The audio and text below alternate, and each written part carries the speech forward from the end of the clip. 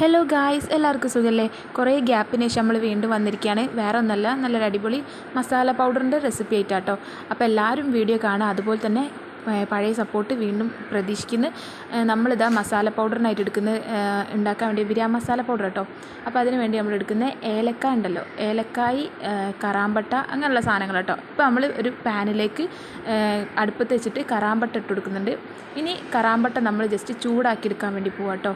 അപ്പോൾ ഇതൊന്ന് ചൂടായി വന്നു കഴിഞ്ഞാൽ അതിലേക്ക് ബാക്കിയുള്ളതൊക്കെ നമ്മൾ ചേർത്ത് കൊടുക്കുകയാണ്. ഏലക്കായി, കറാമ്പട്ട, പിന്നെന്തിനു ജീരകം, പിന്നെ അങ്ങനെ അല്ലറ ചില്ലറ സാധനങ്ങളൊക്കെ ഉണ്ട് അതിൽ.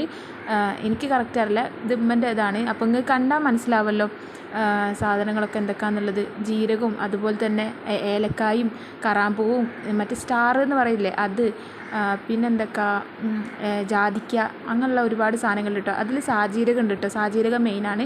അപ്പോൾ ഇതൊക്കെ ഇട്ടിട്ട് ഉമ്മ നന്നാക്കിയിട്ട് ചൂടാക്കി എടുത്തിട്ടുണ്ട് കേട്ടോ. ഇനി ഇത് നന്നായി തണഞ്ഞതിന് ശേഷം നമ്മൾ എന്താ ചെയ്യുന്നത് വെച്ചാൽ മിക്സിൻ്റെ ജാറിലേക്ക് ഇട്ട് പൊടിച്ചെടുക്കാൻ പോവുകയാണ്.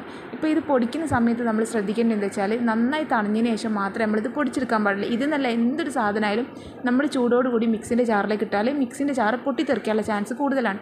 അതുകൊണ്ടാണ് നമ്മളെപ്പോഴും എല്ലാ സാധനം തണഞ്ഞതിന് ശേഷം മാത്രം മിക്സിൻ്റെ ജാറിലിട്ട് അടിക്കുന്നത്. ഓക്കെ, അപ്പോൾ ഫ്രണ്ട്സിന് ക്ലിയർ ആയി വിചാരിക്കുന്നു കേട്ടോ.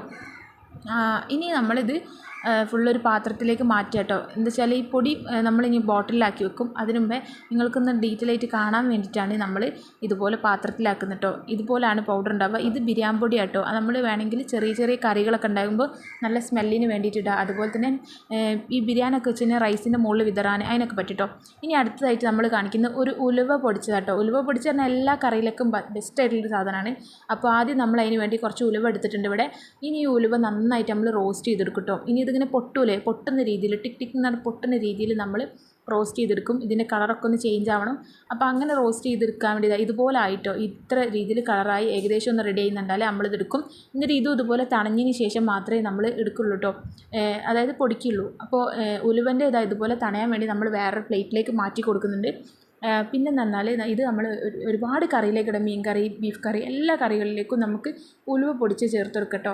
ഈ ഉലുവ കഴിച്ചു പോകുന്ന ഒരു ചെറിയ പ്രശ്നം ഉണ്ടല്ലോ, ചില ആൾക്കാർക്ക് ഉലുവ ഇട്ടാൽ റെഡി ആവില്ല, അപ്പോൾ കഴിച്ചു പോകും കറി. അങ്ങനത്തെ പ്രോബ്ലംസ് ഉള്ളവർ ഇതുപോലെ ഉലുവ റോസ്റ്റ് ചെയ്തതിന് ശേഷം നമ്മൾ ഇതുപോലെ പൊടിച്ചിട്ടിടുകയാണെങ്കിൽ ഉലുവ കഴിക്കൂല കേട്ടോ. നല്ല ടേസ്റ്റ് ഉണ്ടാകും കറിക്കൊക്കെ. പിന്നെ മാത്രമല്ല ഉലുവ ഒരുപാട് ഹെൽത്തി ആയിട്ടുള്ളൊരു സാധനം കേട്ടോ. അതുകൊണ്ടാണ്. അപ്പോൾ നമ്മളിതാ ഇതുപോലെ മിക്സിൻ്റെ ജാറിലേക്ക് തണഞ്ഞതിന് ശേഷം മാറ്റി കൊടുക്കുന്നുണ്ട്. ഇന്ന് അതും പൊടിച്ചെടുക്കുന്നുണ്ട് കേട്ടോ. അപ്പോൾ വീഡിയോ ഇഷ്ടമാണെങ്കിൽ എല്ലാവരും ഒന്ന് ലൈക്ക് ചെയ്യുക, ഷെയർ ചെയ്യുക, സപ്പോർട്ട് ചെയ്യുക. അതുപോലെ തന്നെ പുതിയ പുതിയ വീഡിയോസ് കാണാൻ വേണ്ടിയിട്ട് നമ്മുടെ ചാനൽ സബ്സ്ക്രൈബ് ചെയ്യണം കേട്ടോ. അപ്പോൾ ഓക്കെ ഫ്രണ്ട്സ്, ബൈ.